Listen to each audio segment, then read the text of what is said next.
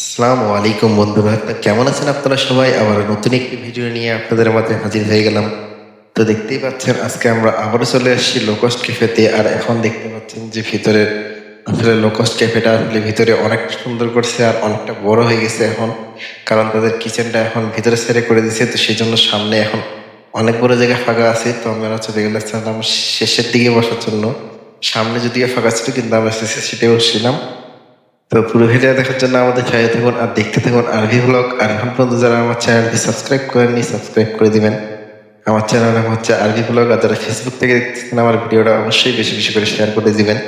তো দেখতেই পাচ্ছেন বন্ধুরা, আমরা এখানে যাওয়ার সাথে সাথে অর্ডার দিয়ে দিয়েছিলাম নাচোস, আর তার সাথে দিয়ে দিয়েছিলাম পাস্তা। তো নাচোস এখানকার হচ্ছে one of the best nachos আমার কাছে। দিনাজপুরে যতগুলো নাচোস খাইছি তার মধ্যে এটাই হচ্ছে আমার one of the best nachos. তো দেখতেই পাচ্ছেন আমরা তিনজন মিলে চলে আসছিলাম। আর এখানে হচ্ছে আমাদের ফান ভাই, দেখতে পাচ্ছেন যে সে খায়। এখন আমি ভাবলাম যে একটু রিভিউ দিবে যে কেমন আসলে। তো দেখতে পাচ্ছেন যে আমরা একটাই আসলে অর্ডার দিয়েছিলাম, ওইটাই আমরা খাচ্ছিলাম, কারণ আমরা এই পাশে দিয়ে দিয়েছিলাম অর্ডার পাস্তা।